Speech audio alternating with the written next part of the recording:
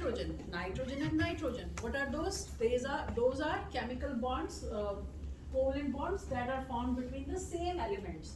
But the formation of covalent bonds can also occur in two different elements also, like water, H2O. Okay, so what is a compound? That results in the formation of compound when you have two or more different elements, okay, in a fixed ratio. That is called a compound, like H2O, which is your water, right? H and 2O means what? You have two atoms of hydrogen and you have one atom of oxygen. So this is how water is formed. You have oxygen and then you have two H's. This is your water. That's what. And then you can also have CO2, carbon dioxide, right? One atom of carbon and two atoms of oxygen. So all these are compounds. You can have methane. Methane is CH4 because carbon has tetravalency, meaning it has 4 valence electrons. It can bind to 4 hydrogen atoms and it can complete its 8 electrons in the last shell, right? So 1, 2, 3, 4, 5, 6, 7, 8. They both, hydrogens get their 2 in the first and it gets 8. Carbon gets 8, right?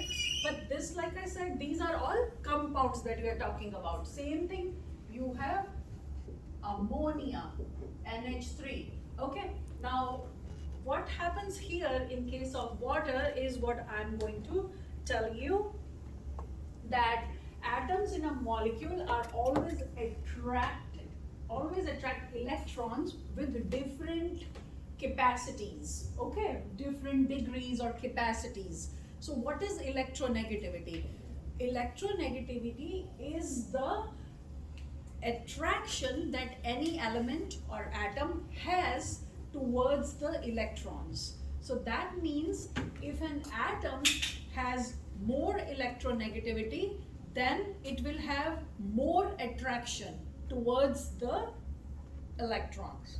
And an atom or element that has less electronegativity, it will have less attraction towards the electrons. Okay, so the more stronger the atom electronegativity is, the more it will have power to pull the electron share towards itself. Okay, so that is what causes unequal sharing in case of water, unequal sharing of the electrons. So there are two types of covalent bonds now. One is called polar covalent bonds and other is called non-polar covalent bonds. Okay, so polar is what we have in case of water. Now oxygen is considered more electronegative.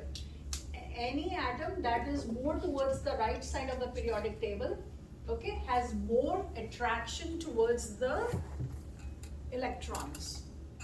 So since oxygen is more on the right side of the periodic table, hydrogen, you know, is on the left side of the periodic table. Hydrogen is less electronegative as in comparison to oxygen. So oxygen is more electronegative. So in water, as you know, oxygen has 6 electrons, right, in its last shell. So 1, 2, 3, 4, and then 5, 6. So that's why what it does, it forms covalent bond with the hydrogen. So hydrogen completes its 2 electrons in the first shell and it is stable. Now oxygen needs 2 more and that's how it binds to 2 to form H2O, which is water. Make sense? Now I was talking about electronegative. Now oxygen is more electronegative and what it does is these electron pairs that are shared between oxygen and hydrogen, the oxygen being more electronegative will pull the electron pair more towards itself. Okay, there is kind of a tug of war going between these two hydrogen atoms and oxygen. So whoever wins that war, that would be the war that is won is by the more electronegative atom, and in this case oxygen wins that war. So what happens, because it's more electronegative, so what happens is any atom that has more gets a negative charge. So this electron pair that is being shared will pull more towards the oxygen, and oxygen will get a slight negative charge, because negative is it has more share of that shared electron pair. Make sense? Now hydrogen, because it loses, it is less electronegative, so it has less sharing of the electron pair, so it gets a slight or partial positive charge. So this unequal sharing of the electron pairs between hydrogen and oxygen results in polar covalent bonds, which means unequal sharing of the electron pair. Make sense? Or pairs. Apart from that, you have non-polar covalent bonds also. In this, there will be equal sharing of the electron pair. Make sense? This is the reason what happens that non-polar is like methane. Here you have equal sharing of all these. Make sense? Methane, it doesn't affect that much here. Okay?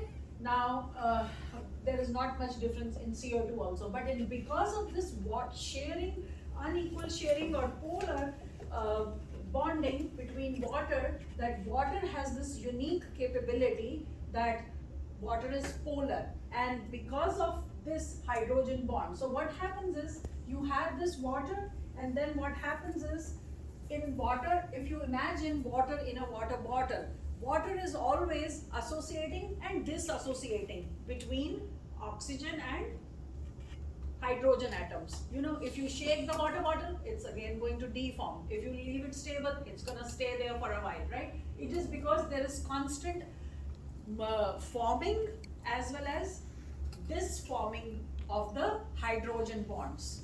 Okay, so this is one oxygen atom, but in water you don't have just, you have so many other hydrogen atoms. So this hydrogen will bond with this. Make sense? This will bond with this hydrogen, this oxygen will like this, right? And this oxygen will bond with this H here. Make sense? And this, so what happens is, this is how water is arranged in the water bottle, right? So on any other reservoir, this will go like this. So what you are seeing here is that this kind of bonding between two neighboring water molecules results in, so this is one water molecule, this is second water molecule, this is third water molecule, right? 1, 2, and 3. So wherever these bonds are formed between the neighboring ones, they are your hydrogen bonds, and these hydrogen bonds are very, very weak by themselves, hydrogen bonds. But in totality, they form a very strong pull. Okay, but they are so weak that they keep disassociating and then again reforming, and that's what water is. But because of this hydrogen bonding, water has very unique properties. It has high heat, specific heat. It has cohesive property, cohesion. It has Adhesion properties, adhesion, I will explain on that. It has high specific heat, it has evaporative cooling,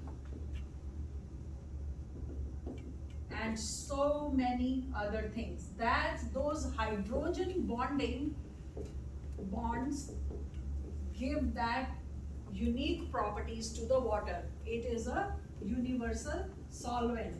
All these properties only water has, no other liquid has that. Make sense? Because of these hydrogen bonds. So hydrogen bonding is so special to this.